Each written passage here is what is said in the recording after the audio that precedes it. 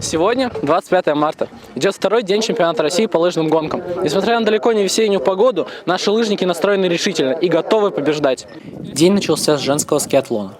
Это смешанная лыжная гонка преследования без перерыва. Первую половину лыжники проходят классическим стилем, а вторую, после смены лыж, преодолевают коньковым ходом.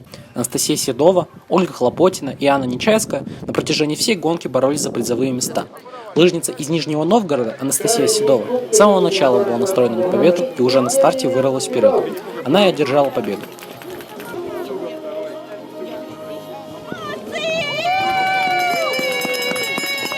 Тренера и участники и члены жюри отмечают высокий уровень подготовки мероприятия, его важность и необходимость его проведения. Приехали сюда заранее, подготовились. Значит, те спортсмены, которые участвовали у нас на этапе Кубка мира, тоже сразу же сюда приехали. Естественно, это заключение спортивного сезона. Все очень серьезно относятся к этому мероприятию. Надеюсь, мы выступим достойно. Многочисленная толпа зрителей активно болела за своих фаворитов, поддерживая их, желая им удачи. Болельщики остались довольны вторым днем лыжных гонок. Российское движение школьников встречало финиширующих спортсменов с флагом нашего движения. По традиции, мужской забег начинается сразу после женского. Посмотрим, удастся ли преодолеть свою дистанцию спортсменам. В скиатлоне среди мужчин шла ожесточенная борьба за призовые места.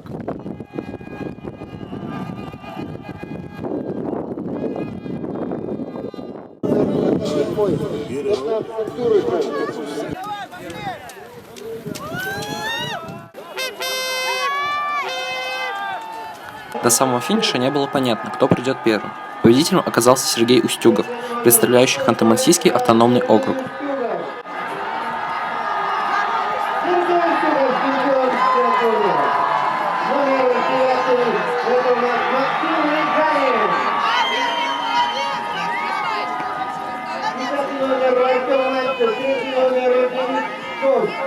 Это его вторая золотая медаль на чемпионате России. Серебро забрал прославленный лыжник из Удмуртской республики Максим Великжанин. Третье место у Артема Мальцева из Нижегородской области.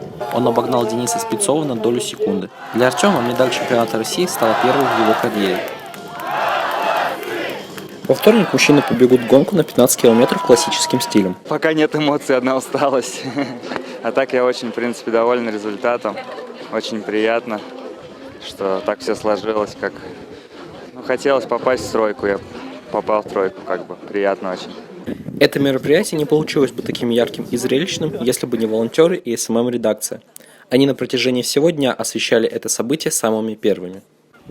Матвей Лаптев, Дарья Таткина и Александр Мирошниченко. СММ-редакция чемпионата России по лыжным гонкам.